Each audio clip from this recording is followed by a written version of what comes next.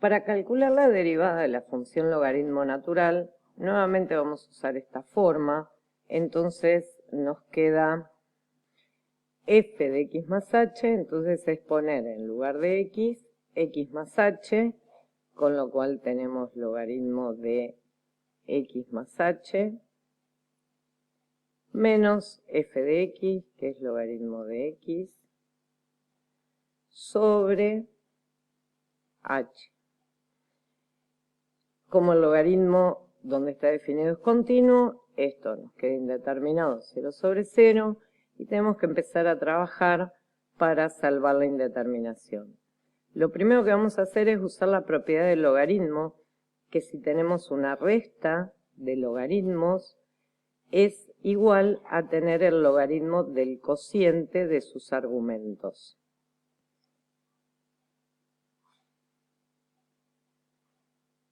X más h sobre x.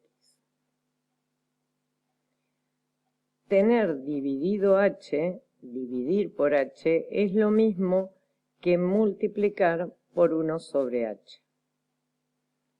Y entonces, esto, ahora usando otra propiedad del logaritmo, que es que si tengo un número multiplicando delante de un logaritmo, lo puedo escribir como exponente del argumento, nos está quedando la expresión logaritmo natural de x más h sobre x a la 1 sobre h. Lo que podemos hacer acá en esta base, como tenemos dividido x, es multiplicar por 1 sobre x, y al distribuir queda 1 más h sobre x. Entonces nos queda esta expresión adentro del logaritmo, que si tenemos como exponente el inverso de este segundo término, o sea, en vez de tener 1 sobre h, tenemos x sobre h, esta expresión tiende al número e. Ahora, si pongo x sobre h, lo que voy a tener que hacer es elevar todo a la 1 sobre x para que no me cambie la expresión. Entonces, todo esto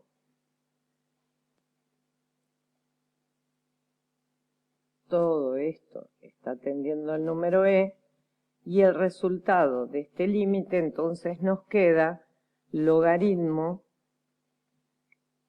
de e a la 1 sobre x. Volviendo a usar la propiedad del logaritmo, de que si tengo un exponente en el argumento, lo puedo poner multiplicando adelante, nos queda 1 sobre x por el logaritmo natural de e, y el logaritmo natural de e es 1, o sea que el resultado es 1 sobre x. Con lo cual, lo que obtuvimos es que la derivada del logaritmo natural de x es 1 sobre x. Vamos ahora a calcular la derivada de la función seno. De nuevo vamos a utilizar esta primera forma. Entonces, cuando hacemos f de x más h, ponemos en lugar de x más h, y nos queda seno de x más h menos f de x, que es seno de x, sobre h. El seno es una función continua, así que ya sabemos que esto nos va a quedar indeterminado 0 sobre 0, y tenemos que recurrir a la identidad trigonométrica que nos dice a qué es igual el seno de una suma. Es el seno del primero por el coseno del segundo más el coseno del primero por el seno del segundo. O sea que acá en el numerador, en vez de seno de x más h, vamos a poner esta expresión. Ahora bien, en el numerador nos quedaron 3 términos, 1, 2, 3. En el primer término y en el tercer término tenemos seno de x como factor común. Entonces vamos a sacar eso de factor común y veamos cómo seguimos resolviendo después. Nos va a quedar seno de x por coseno de h menos 1 de este término, y después nos queda más coseno de x por seno de h, todo sobre h.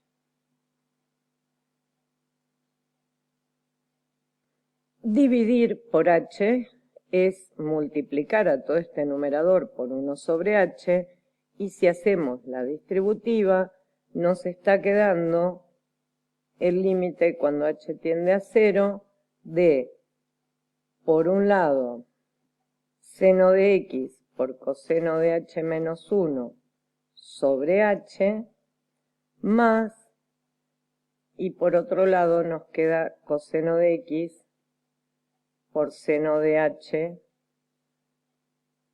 sobre h. En el primer término esto es constante porque nuestra variable es h, o sea que lo que tenemos que resolver es a qué tiende esta razón, coseno de h menos 1 sobre h, y en el segundo término también coseno de x es constante, y lo que tenemos que decidir es a qué tiende esta razón. Por lo que vimos en infinitésimos, el seno de u es un infinitésimo equivalente a u, si u tiende a 0, entonces lo que nos está diciendo es que seno de u sobre u tiende a 1, con lo cual ya tenemos resuelto con eso este límite que va a valer 1. Nos falta decidir qué pasa con este. Para ver a qué tiende esta razón, lo que vamos a hacer es multiplicar y dividir por coseno de h más 1. Ahora en el numerador nos queda una diferencia de cuadrados, o sea, nos va a quedar coseno cuadrado de h menos 1 al cuadrado, que es 1. Coseno cuadrado de h menos 1 por la relación pitagórica que dice que el seno al cuadrado de h más el coseno al cuadrado de h siempre da 1. Esto resulta ser menos el seno al cuadrado de h. Seno cuadrado de h es seno de h por seno de h.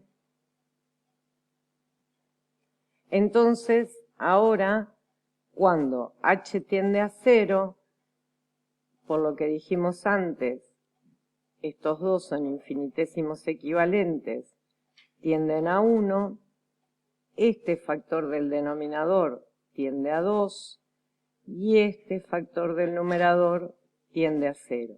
Todo tiene límite, el límite es el producto y cociente de los límites porque el denominador no tiende a 0, entonces el resultado de este límite es 0, con lo cual lo que estamos diciendo es que este tiende a 0, entonces ahora también tenemos que todo tiene límite, este término tiende a 0, este término tiende a coseno de x, y entonces esto nos da como resultado coseno de x.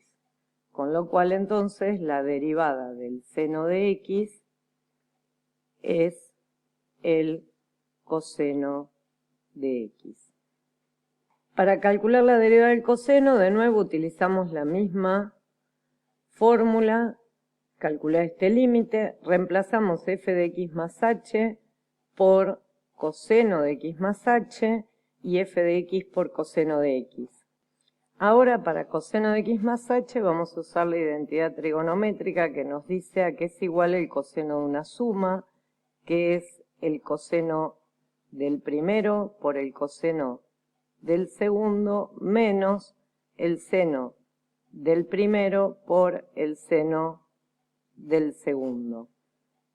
Reemplazamos entonces en nuestro cálculo coseno de x más h por su identidad, que es esto, todavía tenemos menos coseno de x, y todo esto sobre h.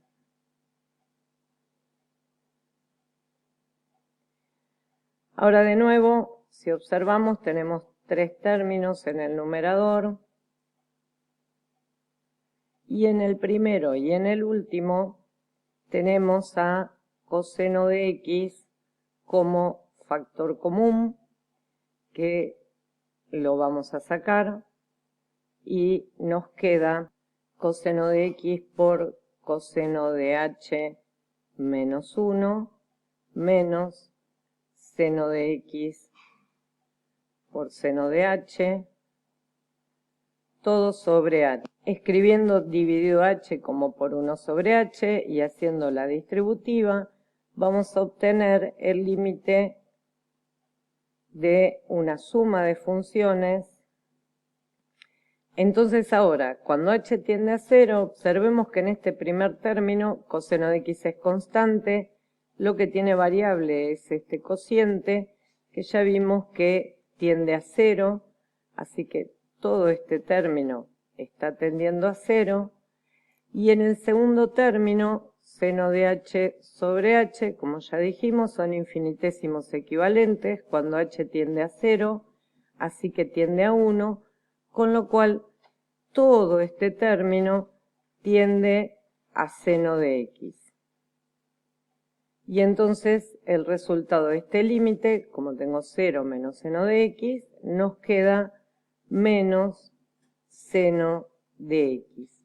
Y la derivada de la función coseno, entonces es la función seno. Todas estas funciones derivadas que acabamos de calcular las vamos a volcar en una tabla para tenerlas siempre cerca y si las necesitamos saber cuánto dan.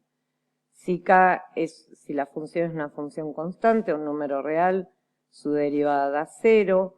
Si es una función potencial del tipo x a la n con n en los naturales, la derivada da n por x a la n menos 1. Si es la función exponencial con base e a la x, la derivada es e a la x. Si es el logaritmo natural de x, la derivada es 1 sobre x. Si es el seno de x, la derivada es el coseno de x. Y si es el coseno de x, la derivada es menos el seno de x. Hay dos funciones que vamos a estar usando muchísimo y que hasta ahora no calculamos su derivada. Una es 1 sobre x y la otra es la raíz de x, que se las dejo como ejercicio para que la hagan usando la definición de derivada. Después, más adelante, vamos a ver con las reglas de derivación otra forma de calcularlas. Pero en principio hay que calcularlas usando la definición de derivada. En el primer caso habría que decidir qué pasa con el límite cuando h tiende a 0 de f de x más h, que va a ser 1 sobre x más h, menos f de x, que es 1 sobre x, sobre h. Y en el segundo caso, para calcular la derivada, tenemos que determinar el límite cuando h tiende a 0 de f de x más h, que va a ser la raíz de x más h, menos f de x, que es la raíz de x, sobre h.